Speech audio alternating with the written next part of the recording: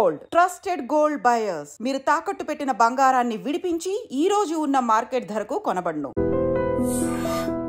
వి gold trusted gold buyers. మీరు తాకట్టు పెట్టిన బంగారాన్ని విడిపించి ఈ రోజు ఉన్న మార్కెట్ ధరకు కొనబడును.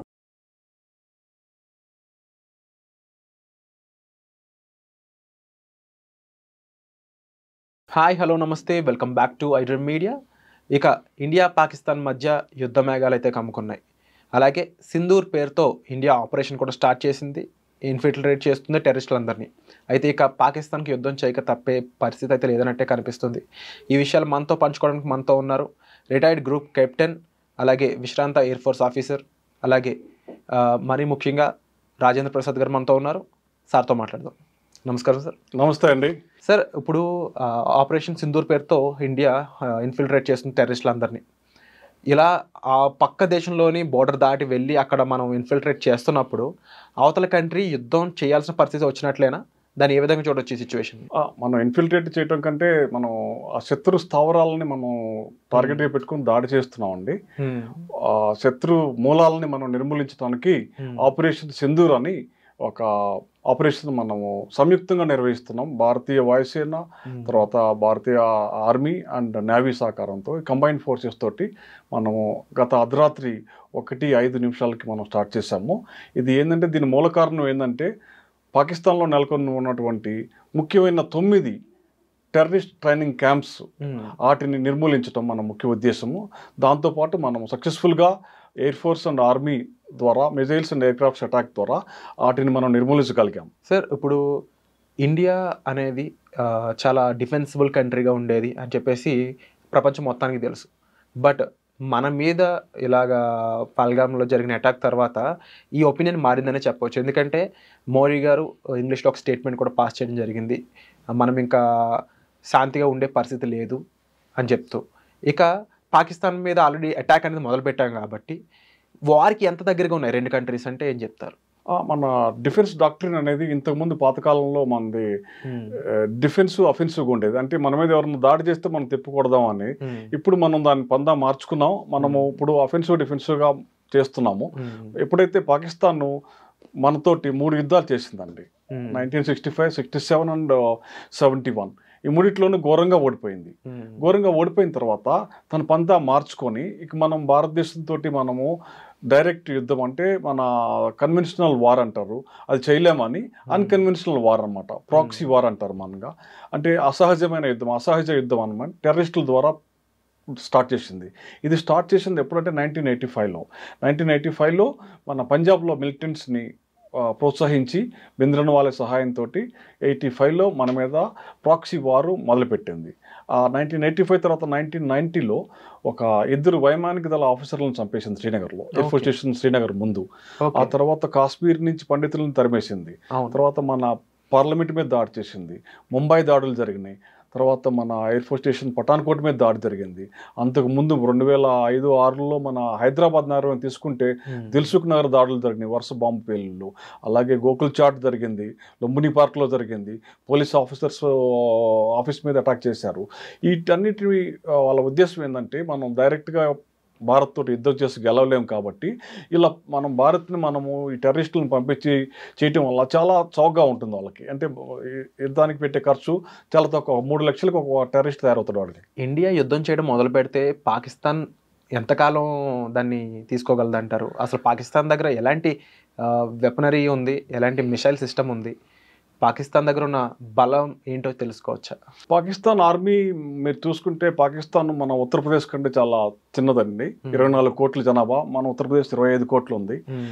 పాకిస్తాన్ ముఖ్యంగా తీసుకుంటే 6 లక్షల మంది సైన్యం ఉన్నారు. ఆ సైన్యం కూడా మీరు సైన్యం అనే కంటే వాళ్ళు పాలిటిక్స్లో ఇంటర్ఫీర్ అవుతారు, తర్వాత వ్యాపారాల్లో కూడా ఇంటర్ఫీర్ అవుతారు. ఆర్మీ డైరెక్ట్గా 100 రకాల బిజినెస్ సంస్థలు నడుపుతుంది, ట్రాన్స్పోర్టేషన్ నుంచి లాండ్రీ సర్వీసెస్ వరకు. అసలు ఆర్మీకి అంత పర్మిషన్స్ ఇస్తారా ఎక్కడైనా, ఏ కంట్రీ అయినా? వాళ్ళు మొత్తం వాళ్ళ రాజ్యాన్ని, వాళ్ళు ఏమంటారు, రాజులు ఎట్లా ఉంటారో ఆ విధంగా వాళ్ళని పాకిస్తాన్ని వాళ్ళు పీల్చి చేసేస్తున్నారు. దాంతోపాటు వాళ్ళ ఎకానమీ అంతా కుప్పకూలిపోయింది. అంటే మన కంట్రీలో ఆర్మీకి ఇలాంటి పర్మిషన్స్ లేవనేది నేను విన్నాను. అసలు లేదు, మనది professional army, air force, navy అండి. అసలు మనం పొలిటికల్ గా అసలు మాట్లాడకూడదు సర్వీస్ లో ఉన్నంత కాలం. స్టేట్మెంట్స్ అసలు బిజినెస్ అనేది అస్సలు చేయకూడదు. అసలు ఏ మాత్రం బిజినెస్ లో ఇన్వాల్వ్ అయినా కానీ అతను డిస్మిస్ చేసి పారేస్తారు. అలాంటిది మనది truly professional army, air force and navy అండి. అంటే డబ్బుకి అలవాటు పడిపోయిన ఆర్మీ కింద అక్కడ పాకిస్తాన్ ఆర్మీ క్లియర్ గా కనిపిస్తుంది. అలా అయితే అవునండి, అలాంటి ఆర్మీ మనల్ని ఎదుర్కోగలదు అంటారా? తప్పకుండా ఎదుర్కోలేదండి. అది చాలా వీక్ గా ఉంది. పాకిస్తాన్ ఎకానమీ చాలా వీక్ గా ఉంది. వాళ్ళు చూసారంటే మీరు $9 బిలియన్ మాత్రమే ఫారెక్స్ రిజర్వ్ ఉంది. అది ఒక వారం మాత్రం సరిపోతుంది. ఒకవేళ మనకి పాకిస్తాన్ మన మీద యుద్ధం స్టార్ట్ చేసినా కానీ, కన్వెన్షనల్ వార్ స్టార్ట్ చేసినా కానీ, వాళ్ళవన్నీ కూడా రిసోర్సెస్ అన్ని 1 వీక్ కి అయిపోతాయి. ఆ తర్వాత వాళ్ళకి డబ్బులు ఇచ్చే వాళ్ళు ఎవరున్నారు, తర్వాత ఆయుధాలు సప్లై చేసే వాళ్ళు ఎవరున్నారు ఆలోచిస్తే ఎవరు లేరు. కొంచెం దూరంగా మనకు కనిపిస్తారు ఒక టర్కీ, తర్వాత చైనా కూడా మోరల్ గా సపోర్ట్ చేస్తుందేమో కానీ డైరెక్ట్ గా వాళ్ళ సైన్యాన్ని పంపించి లేకపోతే వాళ్ళ షిప్స్ ని, వాళ్ళ ఎయిర్క్రాఫ్ట్ ని పంపించి చేయలేదు. ఎందుకంటే డబ్బులు తిరిగి రావు కదా చైనాకి. ఎందుకు ఖర్చు పెడుతుందండి మన మీద యుద్ధానికి పోతే? అండ్ యుద్ధం కూడా 1-2 రోజులు జరగచ్చు, లేకపోతే 2 సంవత్సరాలు కూడా జరగచ్చు. ఇప్పుడు ఉక్రెయిన్ యుద్ధం చూడండి, 2000 నుంచి నడుస్తుంది. అట్లాగే మీరు అమెరికా ఇరాక్ వార్ చూసుకుని ఎన్ని సంవత్సరాలు నడిచింది? దాదాపు 20 సంవత్సరాల పైన నడిచింది. తర్వాత ఆఫ్ఘనిస్తాన్ లో ఆ వార్ 2 సంవత్సరాలు నడిచింది, మోర్ దెన్ 10 years నడిచింది. సో ఈ వార్ అనేది మనం చెప్పలేం.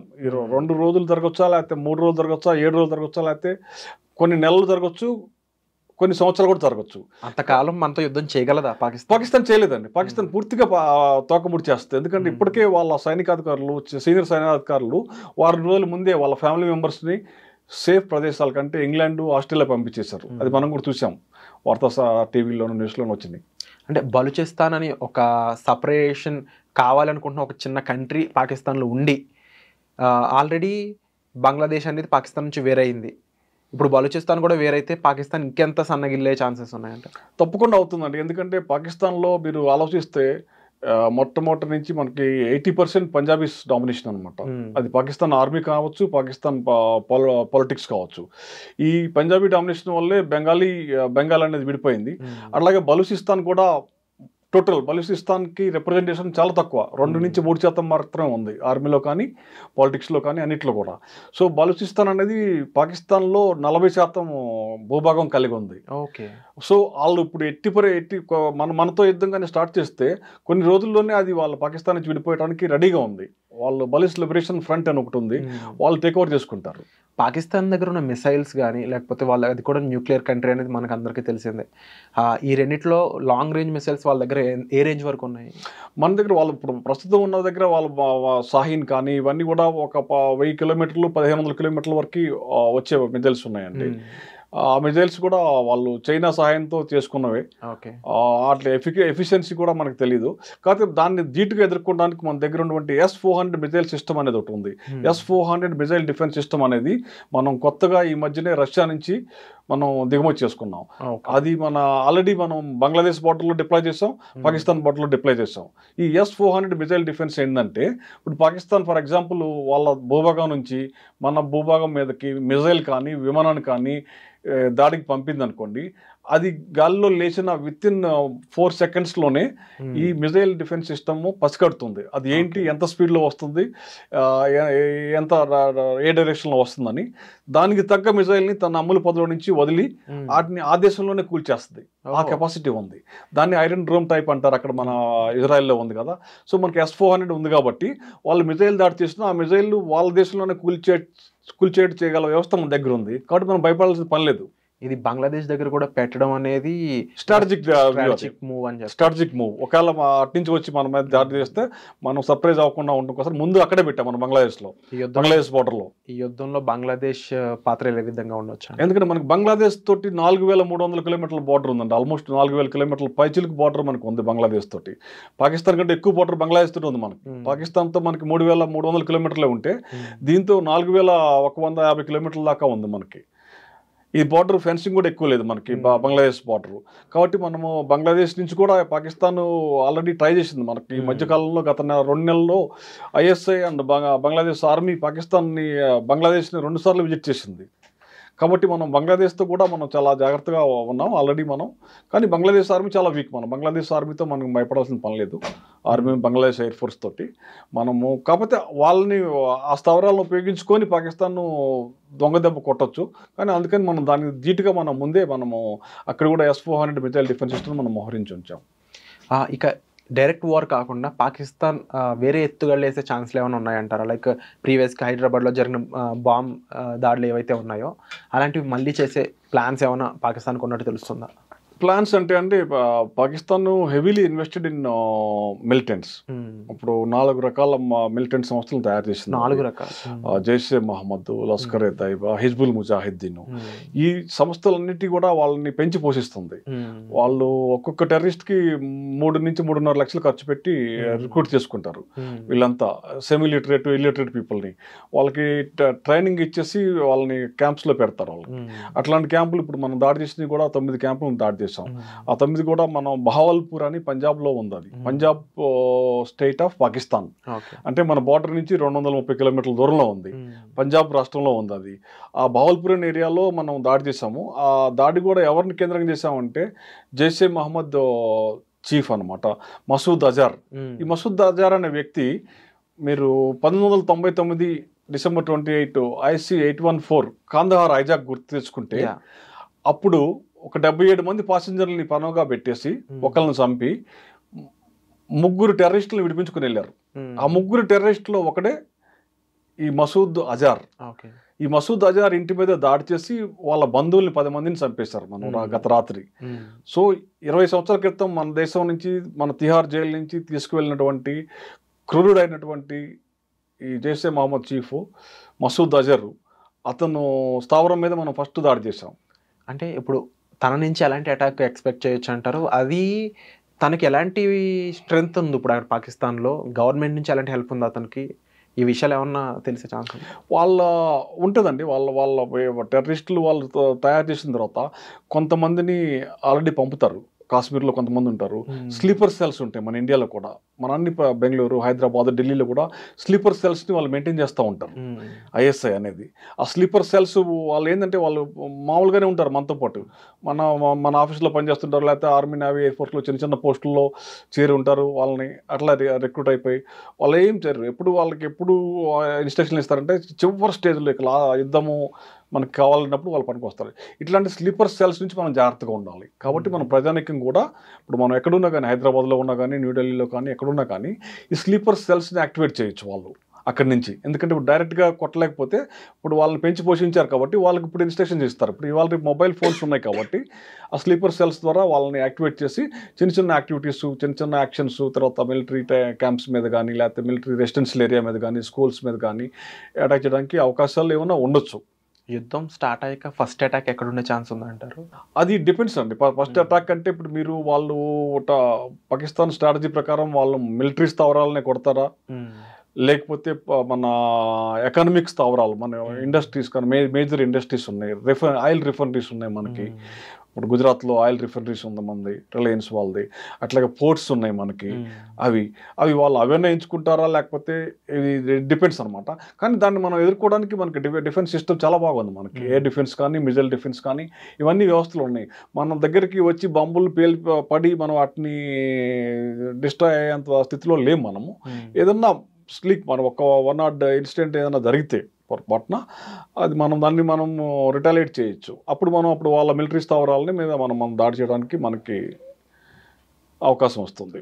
నెక్స్ట్ ఇండియా ప్లాన్ ఏ విధంగా ఉందంటారు? అంటే మనం ఏం కోరుకుంటున్నాం పాకిస్తాన్ నుంచి? కంప్లీట్ టెర్రరిజం అనే దాన్ని అంతం చేయడానికి ఎలాంటి ప్లాన్సా, లేకపోతే పాకిస్తాన్ నుంచి what we are expecting from this war అంటే ఏం చెప్తారు? ఇదేనా నేను చెప్పాను కదా, గత 40 సంవత్సరాల నుంచి వాళ్ళు చేస్తున్న ప్రాక్సీ వార్కి మనము చరమగీతం పాడాలి. ఎందుకంటే ఎంతోమంది బలిపశువులు అయిపోయారు. మనం చూసారు కదా, పహల్గామ్లో కూడా భార్యల ముందు భర్తల్ని పాయింట్ బ్లాంక్లో చంపారు. అది ఎంత అమానుషమో చూడండి మీరు. అది ఎంత బాధ. అది నిజంగా మనము వాళ్ళ మన బంధువులు అయి ఉంటే, మన దగ్గర వాళ్ళు అయితే మనం దానికి ఆ బాధ మనకు తెలుస్తుంది. అట్లాగే వేరే టెర్రరిస్ట్ అటాక్స్లో మన హైదరాబాద్లో కానీ ఢిల్లీలో కానీ ఎంతోమంది చనిపోయారు అమాయకులు, బాంబే బ్లాస్ట్లో కానీ. సో దీంతోపాటు ఈ టెర్రరిస్ట్ లీడర్స్ మొత్తం పాకిస్తాన్లో ఉన్నారు. ఇప్పుడు మనం ఎక్కడ దాకా ఎందుకు, మన బాంబే నుంచి వెళ్ళిపోయిన దావుద్ ఇబ్రహీం పాకిస్తాన్లో ఉన్నాడు. ఇప్పుడు కూడా మిలిటరీ వాడికి అన్ని సదుపాయాలు కల్పిస్తుంది, మెడికల్ ఫెసిలిటీస్ కానీ సెక్యూరిటీ కానీ అన్నీ. ఇప్పుడు దావుద్ ఇబ్రహీం అక్కడే ఉన్నాడు, లష్కర్ తైబా చీఫ్ అక్కడే ఉన్నాడు, జైషే మొహమ్మద్ చీఫ్ అక్కడే ఉన్నాడు. ఇప్పుడు వీళ్ళందరూ టెర్రర్ మాస్టర్ మైండ్స్ అనమాట. వాళ్ళందరూ టెర్రరిస్టులను తయారు చేస్తున్నారు. ఇప్పుడు వాళ్ళని పట్టుకోవాలి మనం. వాళ్ళని అంతమందించేంత వరకు టెర్రరిజం అనేది ఆగదు. వీళ్ళందరినీ ఎవరు పోషిస్తున్నారు? పాకిస్తాన్ ఆర్మీ పోషిస్తుంది. పాకిస్తాన్ ఆర్మీని ఎవరు గైడ్ చేస్తున్నారు? పొలిటీషియన్స్ గైడ్ చేస్తారు. సో ఇదంతా ఒక సిస్టమ్, ఇంటర్లింక్డ్ సిస్టమ్ అనమాట. మనం ఇప్పుడు వీళ్ళని దాడి చేసామంటే కుదరదు. మనం ఆ ఎంటైర్ నెట్వర్క్ని, ఆ ఈకో సిస్టాన్ని మనం నిర్మూలించాలి. ఆ ఈకో సిస్టమ్ నిర్మించాలంటే పాకిస్తాన్ 3 ముక్కలు 4 ముక్కలు అయిపోవాలి.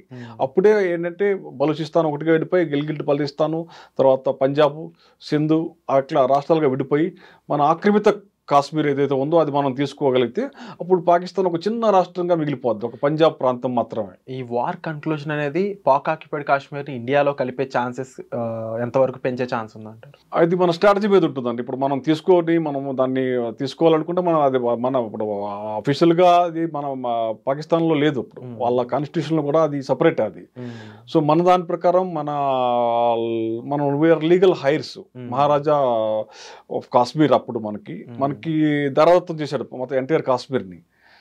ఆ కాశ్మీర్ ఇప్పుడు కాబట్టి మనకే చెందుతుంది. అది అఫీషియల్గా తీసుకున్నా కానీ మనం ఎక్కడికి వెళ్ళినా కానీ మనకి ఎలాగైతే మన నిజాం మనకి హైదరాబాద్లో కలిపేశాడో గవర్నమెంట్ ఆఫ్ ఇండియాలో, అట్లాగే జేఎన్కే కూడా మనకి పూర్తిగా మనలో కలవబడింది. కాబట్టి అది మన ప్రాంతమే కాబట్టి మనం ఎప్పుడైనా తీసుకోవచ్చు. అండ్ ఆర్టికల్ 370 రద్దు చేశాక ఆఫ్టర్ లాంగ్ టైం తీసుకున్నాక ఇంత పెద్ద అటాక్ చేయడానికి వాళ్ళ మెయిన్ మోటో ఇంకా పాకిస్తాన్కి సంబంధించి ఏదైతే జిహాదీ అనే అంశాన్ని ముందుకు తీసుకెళ్తూ ఉంటారో అదే అంశంతో ఇక్కడ లవ్ జిహాదీ అనేది ఒకటి క్రియేట్ చేయడం కోసం 300 మంది పాకిస్తానీ మహిళలను ఇక్కడ పంపినట్లు కొన్ని రూమర్స్ అయితే వస్తూ ఉన్నాయి. అండ్ అదే కాకుండా వితౌట్ వీసా పాకిస్తాన్కి చెందిన ఎంతోమంది ఇండియాలో స్టే చేయడం కూడా జరిగింది. రీసెంట్గా పాకిస్తాన్ వాళ్ళు వెళ్ళిపోవాలని ఒక స్టేట్మెంట్ పాస్ చేసే వరకు కూడా. ఇక ఇలాంటి సమస్యను ఏ విధంగా ఎదుర్కోవాలంటారు? అంటే మన దేశంలో ఇప్పుడు ఇల్లీగల్ ఇమిగ్రెంట్స్ చాలామంది ఉన్నారండి. ఇల్లీగల్ ఇమిగ్రెంట్స్ మన దేశంలో ఎప్పటి నుంచి కాదు, ఇది స్వతంత్రం వచ్చిన కాడి నుంచి కూడా వస్తూనే ఉన్నారు. వాళ్ళు ఎక్కువ బంగ్లాదేశీలు ఉన్నారు, తర్వాత పాకిస్తానీలు, తర్వాత రోహింగ్యాలు. వీళ్ళందరూ మన దేశంలో మన బోర్డర్స్ పోరస్గా ఉన్నాయి. ఎక్కువ నేపాల్ నుంచి ఎంటర్ అవుతారు, మెయిన్ బంగ్లాదేశ్ నుంచి ఎంటర్ అవుతున్నారు. ఇలా వచ్చిన వాళ్ళు ప్రతి రాష్ట్రంలో ఉన్నారు, వాళ్ళు లక్షల సంఖ్యలో ఉన్నారు. ఇప్పుడు మన హైదరాబాద్ తీసుకున్నా కానీ మనకి పాకిస్తానీ వాళ్ళు ఉన్నారు, బంగ్లాదేశీ వాళ్ళు ఉన్నారు, రోహింగ్యాలు కూడా ఉన్నారు. రోహింగ్యాలు అంటే బర్మా నుంచి వచ్చినటువంటి మైనారిటీస్ అనమాట. సో వీళ్ళందరూ కుప్పలు తెప్పలుగా ఉన్నారు మన దేశంలో. వాళ్ళని వేరు పారేయటానికే ఇప్పుడు మనం కొత్త చట్టాలనేది తీసుకొస్తున్నాం. ఇప్పుడు దాని మీద అలజడులు జరుగుతూ ఉన్నాయి. వద్దని ఎన్ఆర్సీ అనే చట్టం తీసుకొచ్చింది మనం. అందుకే ఎన్ఆర్సీ నేషనల్ రిజిస్టర్ అనమాట. ఎవరెవరైతే యాక్చువల్ సిటిజన్సో వాళ్ళందరికీ ఒక రిజిస్టర్ ఓపెన్ చేస్తుంటే దాని మీద కూడా గొడవలు చేస్తున్నారు. అలాంటప్పుడు మన దేశంలో ఉన్నటువంటి పారిపోయి వచ్చిన వాళ్ళని మనం పంపించేయాలి. ఇప్పుడు జరిగే ఈ వార్ అనేది ఎంతవరకు మనకి నష్టం కలిగించే ఛాన్స్ ఉందంటారు? అసలు నష్టం కలిగించే ఛాన్స్ ఉందా? ఇప్పుడు హైదరాబాద్ వరకు రీచ్ అయ్యే క్యాపబిలిటీ ఉందా పాకిస్తాన్కి? హైదరాబాద్ వరకు రీచ్ అయ్యే క్యాపబిలిటీ అంటే ఇప్పుడు వాళ్ళ మిజైల్స్ కానీ ఎయిర్ క్రాఫ్ట్స్ కానీ రావచ్చు, కానీ వాటిని మనం ఎదుర్కొనే శక్తి ఉంది కదా మనకి. ఛాన్సెస్ ఆర్ గ్రిమ్ అనమాట. మనకి 90% మనం వాటిని కూల్చేస్తాం. ఏదన్నా 10% ఛాన్సెస్ మీరు అనుకుంటే అవి అట్లా ఉండొచ్చు. కానీ మన ఎయిర్ డిఫెన్స్ సిస్టమ్ చాలా పవర్ఫుల్గా ఉందండి. మిజైల్ డిఫెన్స్ సిస్టమ్ చాలా పవర్ఫుల్గా ఉంది. తర్వాత మనం భారతదేశం గత 10 సంవత్సరాల నుంచి ఏం చేసామంటే మనము సిడిఎస్ అనే ఒక వ్యవస్థను స్థాపించాం, చీఫ్ ఆఫ్ డిఫెన్స్ స్టాఫ్. అది కీర్తిశేషులు జనరల్ బిపిన్ రావత్ గారు మొట్టమొదటి సిడిఎస్ అంటే ఇంతకుముందు ఆర్మీ, నేవీ, ఎయిర్ ఫోర్స్ 3 ఉండేవి. ఏదైనా యుద్ధం వస్తే 3 సపరేట్గా చేస్తూ ఉండేవి. ఓన్లీ కోర్ లెవెల్లోను కమాండ్ లెవెల్లోనూ మాత్రమే ఇంటిగ్రేషన్ ఉండేది. కానీ బట్ లోవర్ లెవెల్లో ఎవరికి వాళ్ళు ఇండిపెండెంట్గా యుద్ధం చేసుకునే వాళ్ళు. ఇప్పుడు ఆర్మీ ఏం చేస్తుందో ఎయిర్ ఫోర్స్ తెలిసేది కాదు, ఎయిర్ ఫోర్స్ ఏం చేస్తుందో నేవీ తెలిసేది కాదు, నేవీ ఏం చేస్తుందో తెలుస్తుందో ఆర్మీకి తెలిసేది కాదు. ఇప్పుడు ఈ సిడిఎస్ సిస్టాన్ని పెడతాం వలన ఈ మొత్తం కంబైన్ ఇప్పుడు మనం ఇప్పుడు ఈ చేసిన ఆపరేషన్ సింధూర్ కూడా 3 కలిసి చేశారు. ఓకే. ఈ ప్లాన్స్. కాబట్టి మన army, navy, air force has become more potent now because of CDS. ఈ కంబైన్డ్ డిఫెన్స్ సర్వీసెస్ అనే కంబైన్డ్ డిఫెన్స్ సర్వీస్ అని 3 సర్వీసెస్ని కలిపి జాయింట్ కమాండ్ సిస్టమ్ అని ఏర్పాటు చేస్తారు. అంటే ఈ ఒక కమాండ్లో 3 సంబంధించిన ఆఫీసర్లు కలిసి ఉంటారు. బ్రిగేడియర్ అండ్ అబోవ్ లెవెల్ ఆఫీసర్స్ని ఆల్రెడీ పోస్ట్ కూడా చేశారు అన్ని చోట్ల. కాబట్టి ఈ 3 కలిపి సంయుక్తంగా యుద్ధం చేయడం కాబట్టి అది మనకి చాలా అడ్వాంటేజ్గా ఉంటుంది. ప్లస్ మనకి ఆర్మీ ఉంది, నేవీ ఉంది, ఎయిర్ ఫోర్స్ ఉంది. తర్వాత మనకి నేవీలో ఎయిర్ ఫోర్స్ క్యారియర్స్ ఉన్నాయి, అది పాకిస్తాన్ దగ్గర లేవు. సో మనకి ఎయిర్ డామినెన్స్, ఎయిర్ సుపీరియారిటీ అనేది ఆల్రెడీ మనకి అచీవ్డ్ అనమాట. పాకిస్తాన్కి ఏమీ లేదు, ఎయిర్ డామినెన్స్ లేదు, ఎయిర్ సుపీరియారిటీ లేదు, తర్వాత ఫైనాన్షియల్ సుపీరియారిటీ లేదు, తర్వాత స్ట్రెంగ్త్ వైజ్ కూడా సుపీరియారిటీ లేదు. ఇప్పుడు వాళ్ళు మనం వాళ్ళు 6 లక్షలు వాళ్ళది, మన 16 లక్షలు. అండ్ ఇన్ఫాంట్రీ పరంగా కూడా మనం చాలా పెద్ద నెంబర్, డైరెక్ట్గా వెళ్ళి యుద్ధం చేసే పర్సన్స్ అవి. So direct man to man war అనేది ఇక్కడ జరిగే స్కోప్ ఉందా, లేకపోతే ఎయిర్ ఫోర్స్ అనే దానికి ఎక్కువ క్యాపబిలిటీ ఇచ్చే ఛాన్సెస్ ఉన్నాయి? డిపెండ్స్ అండి. మ్యాన్ టు మ్యాన్ అంటే ఇప్పుడు మనకి అంత లెవెల్కి వెళ్ళాం మనం ఇప్పుడు. కానీ మనము వాళ్ళ స్థావరాలను, మిలిటరీ స్థావరాలని, వాళ్ళ ఎకనామిక్ స్థావరాలని మనం ధ్వంసం చేయగలిగాం అనుకోండి, దాని తర్వాత వస్తుంది మ్యాన్ టు మ్యాన్ అనేది. ఆ స్టేజ్కి వస్తుంది. మనం ఈ లోపు మనం వాళ్ళ మిలిటరీ స్థావరాలని, పొటెన్షియల్ ఆర్మీ స్థావరాలని, తర్వాత వాళ్ళ బ్యాటిల్ గ్రౌండ్స్ అన్నిటిని మనం డ్యామేజ్ చేయగలిగితే అప్పుడు 1-to-1 రావడానికి అవకాశం ఉంది. కాబట్టి నేను అంతవరకు రాదనుకుంటున్నా. వాళ్ళ దగ్గర ఆ కెపాసిటీ లేదు. ఆ కెపాసిటీకి మెయిన్ డబ్బులు ఉండాలి. డబ్బులు అనేది వాళ్ళ దగ్గర లేనప్పుడు వాళ్ళు ఎంతకాలం యుద్ధం చేస్తారు చెప్పండి మీరు? మానసికంగా కుంగిపోయి ఉన్నారు వాళ్ళు ఇప్పుడు. సో ఇప్పుడున్న టైంలో బలూచిస్తాన్ కంపల్సరీ ఒక కంట్రీగా ఏర్పడే స్కోప్ అనేది కనిపిస్తుంది డెఫినెట్గా. అప్పుడు మీరు చూడండి, ఒక వారం రోజుల్లోపు వాళ్ళు ఇంకా తీవ్రంగా చేస్తారు. ఇప్పుడు మన వైపు పాకిస్తాన్ సైనికులు ఇటువైపు ఉంటే మనకు, అంటే వాళ్ళకి ఈస్టర్న్ సైడ్ అవుతాం మనం. అటు వెస్టర్న్ బార్డర్లో బలూచిస్తాన్ ఉంది. బలూచ్ లిబరేషన్ ఫ్రంట్ చాలా స్ట్రాంగ్గా అటాక్ చేస్తుంది. సో వాళ్ళు ఈజీగా వాళ్ళు ఇండిపెండెంట్ తీసుకోవచ్చు. అది తీసుకుంటే వాళ్ళకి మొరల్ దెబ్బ పాకిస్తాన్కి. ప్లస్ ల్యాండ్ లాక్ అయిపోతుంది. అది ఉండటం వల్లనే వాళ్ళు బలూచిస్తాన్ ఉంటే గ్వాదర్ పోర్ట్ అని ఒకటి ఉంది ఇరాన్ దగ్గర, అది కట్ అయిపోయింది అనుకోండి. ఇప్పుడు మిగిలేది ఏంటంటే land locked Punjab province of Pakistan. వాళ్ళు దాకోవడానికి ప్లేస్ కూడా ఉండదు. సో మనకి చాలా ఈజీగా ఉంటుంది. కాబట్టి ఒకటే ముక్క కాదు, 2-3 ముక్కలు అయ్యే అవకాశాలు చాలా ఉన్నాయి. అండ్ మన దగ్గర ఎలాంటి అడ్వాన్స్డ్ మెకానిజం కానీ, ఫ్లైట్స్ కానీ, ఫైటర్ మనం రీసెంట్గా మనం రఫేల్ మల్టీ రోల్ ఫైటర్ ఎయిర్క్రాఫ్ట్స్ని మనము ఫ్రాన్స్ నుంచి పొందామండి. మన దగ్గర ఆల్రెడీ సుఖాయ్ 30 యుద్ధ విమానాలు ఉన్నాయి. అవి కూడా ఫైటర్ విమానాలు, చాలా సుపీరియర్ కేటగిరీ. Su-30 తర్వాత మనకి MiG-29 ఉన్నాయి, అలాగే జాగ్వార్స్ ఉన్నాయి, MiG-21 ఇంకా నడుపుతున్నాం మనం. తర్వాత మన దగ్గర లాంగ్ రేంజ్ మిసైల్స్ యొక్క డిస్టెన్స్ లెవెల్ చెప్తారు. మన పృథ్వీ ఉన్నాయండి. పృథ్వీ 1, 2, 3 ఉన్నాయి. అవి మనకి 300, 600, తర్వాత 1000, 1500, తర్వాత 2000, 3000 వరకు మనం టెస్ట్ చేసాం పృథ్వీ మిసైల్స్ అనేవి. సో పాకిస్తాన్ చివరి వరకు మనకి మొత్తం ఎక్కడ ఏ మూలకైనా వేయగలిగే మన మిసైల్స్ ఉన్నాయి. తర్వాత మన రేడియస్ ఆఫ్ యాక్షన్ కలిగిన ఎయిర్ క్రాఫ్ట్స్ కూడా ఉన్నాయి. సో మనం బ్యాటిల్ ఫీల్డ్ మనకి పాకిస్తాన్తో యుద్ధం చేయాలంటే మెయిన్ పంజాబ్, తర్వాత రాజస్థాన్, గుజరాత్లో ఉన్న ఎయిర్ బేసెస్ నుంచి ఎక్కువ జరుగుతాయి అక్కడి నుంచి. ఎందుకంటే అవి ప్లెయిన్ ల్యాండ్స్ కాబట్టి మనకి ఎయిర్ ఫోర్స్ స్టేషన్స్, చాలా బలవంతమైన ఎయిర్ ఫోర్స్ స్టేషన్స్ ఉన్నాయి పంజాబ్లోను, రాజస్థాన్లోను. వాటి నుంచి మన యుద్ధ విమానాలు సరైన సమయంలో వెళ్ళి శత్రు స్థావరాలను ధ్వంసం చేయగలం. మనం భయపడాల్సిన అవసరం లేదు మనకి. ఎందుకంటే మనం ఇవాళ ఉన్నటువంటి పొజిషన్ ఏంటంటే, ఫైనాన్షియల్గా మనం చాలా మంచి పొజిషన్లో ఉన్నాం. ఎకనామికల్గా ప్రపంచంలోనే 4వ స్థానానికి వచ్చేసాం మనం ఆల్రెడీ. సో మన దగ్గర డబ్బులు, ఫారెన్ రిజర్వ్ కూడా చాలా మంచి స్థానంలో ఉంది. అమెరికా వెపన్స్ ఇస్తుంది. 5th లార్జెస్ట్ ఎకనామీ కింద ఇండియా అనేది ఉంది డెఫినెట్లీ. అండ్ కాంపిటేటివ్గా కూడా ఉన్నాము. అయితే నిన్న ఢిల్లీ అండ్ కొన్ని మెయిన్ సిటీస్లో వార్ డ్రిల్ ఇవ్వడం జరిగింది. అంటే ఢిల్లీలో ఎంతో కొంత అటాక్స్ జరిగే స్కోప్ అనేది ఉందంటారా, లేకపోతే ఢిల్లీ సేఫ్ అయినా? ఢిల్లీ అంటే దగ్గరగా ఉంటుందండి. మనం పాకిస్తాన్తో చూసుకుంటే నియరెస్ట్ వచ్చేసి ఢిల్లీ అవుతుంది. సో మన రావల్పిండి నుంచి కానీ, ఇస్లామాబాద్ నుంచి కానీ ఢిల్లీకి దగ్గర అవుతుంది. కాబట్టి ఆ ఢిల్లీ ఏరియా వాళ్ళ రేంజ్లో అతి తక్కువ రేంజ్లో ఉంది ఢిల్లీ, పాకిస్తాన్ శత్రు స్థావరాల నుంచి, వాళ్ళ ఎయిర్ బేసెస్ నుంచి. సో ఢిల్లీ కూడా సెన్సిటివ్ ప్లేసే, అలాగే బాంబే కూడా.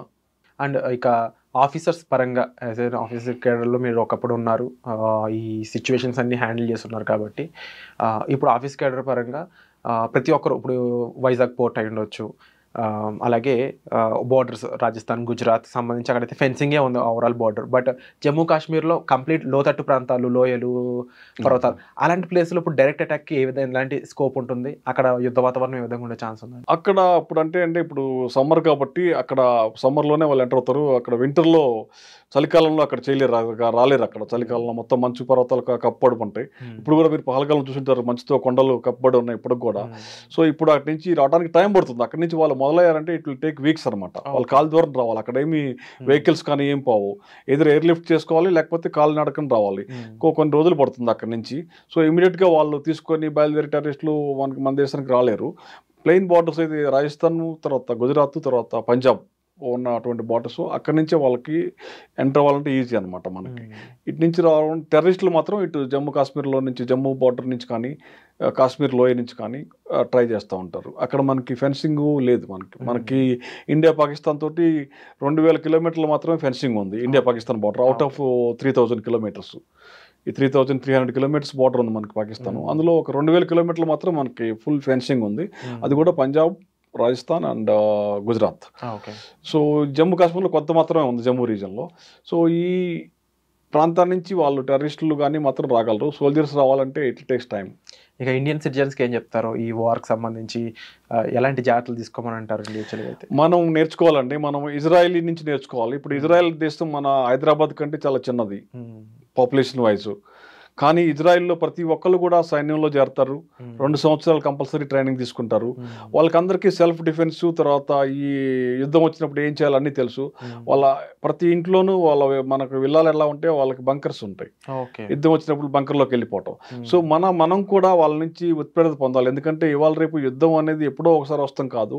మన మధ్యలోనే శత్రువులు, అంటే ఇప్పుడు ఈ ప్రాక్సీ వార్ ద్వారా టెర్రరిస్టులను పంపించి మనకి కొట్టడానికి ఉంటుంది. పహల్గామ్లో జరిగిన అటాక్ అట్లాంటిది మనలోనే తయారయ్యే శత్రువులు. కాబట్టి మనం కూడా సెల్ఫ్ డిఫెన్స్ అనేది నేర్చుకోవాలి ప్రతి ఒక్కరు. దానికోసం ఇప్పుడు అగ్నివీర్ అని ఎందుకు పెట్టారంటే, అగ్నివీర్ స్కీమ్ అనేది ప్రతి సంవత్సరము 2.5 లక్షల మంది మనం తీసుకుంటున్నాం అగ్నివీర్లో. 4 సంవత్సరాల తర్వాత అందులో 75% బయటకు వచ్చేస్తారు. అంటే మనం ఒక యువకుడిని 17 సంవత్సరాల్లో మనం ఆర్మీలో, నావీ, ఎయిర్ ఫోర్స్లో తీసుకుంటున్నాము. ఎవ్రీ ఇయర్ మనకి ఇంకా 2 సంవత్సరాల తర్వాత ఒక 2 లక్షల మంది వెనక్కి వచ్చేస్తున్నారు అగ్నివీర్ నుంచి. వీళ్ళు అన్ని ఉద్యోగాల్లో చేరతారు. వీళ్ళందరూ ట్రైన్డ్, కంబాట్ ట్రైన్డ్ అనమాట, వెపన్ ట్రైన్డ్. కాబట్టి మన దేశంలో ఇప్పుడు వచ్చే 2 సంవత్సరాల తర్వాత, అంటే ఇప్పుడు 22లో మొదలెట్టాం మనం, ఇప్పుడు 26 నుంచి ప్రతి సంవత్సరము మనకి 75% తిరిగి వచ్చే అగ్నివీరులు ఉన్నారే, వాళ్ళు దరిదాపు సంవత్సరానికి 2 లక్షల మంది వస్తారు. ఈ సంవత్సరానికి 2 లక్షల మంది అంటే మీరు 10 సంవత్సరాల్లో 20 లక్షల మంది తయారవుతారు. 20 సంవత్సరాలు 40 లక్షల మంది. సో ఈ అగ్నివీరులు అందరూ కూడా ట్రైన్డ్. అందుకోసమే మన వాళ్ళు అందరికీ కంపల్సరీ మిలిటరీ అంటే కాదు. ఇక్కడైతే 140 కోట్ల పాపులేషన్లో కుదరదు. అందుకని మనం ఏం చేసామంటే అగ్నివీర్ స్కీమ్ అని పెట్టి 4 సంవత్సరాలు మాత్రం ఆర్మీ, ఎయిర్ ఫోర్స్, నేవీలో ఉంచేసి 20% మాత్రం మందిని ఉంచుకొని 70% మంది బయట పంపిస్తున్నాం.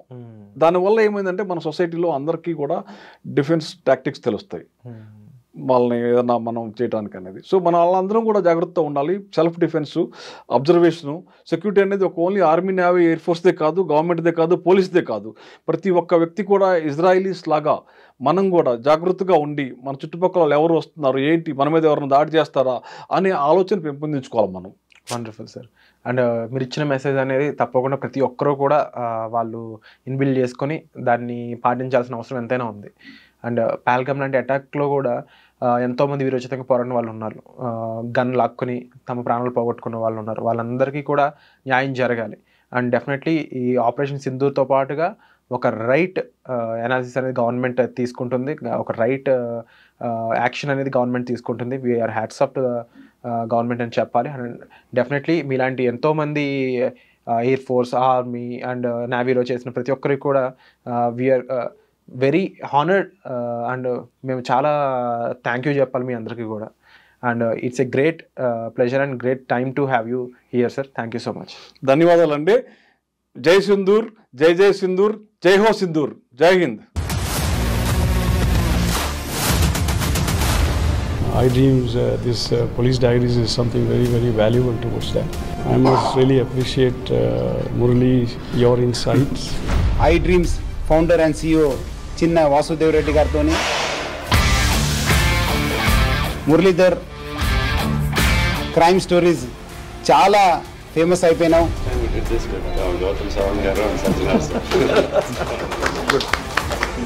Well done. Congratulate him for doing so well, and I congratulate him, his boss also, for doing so well.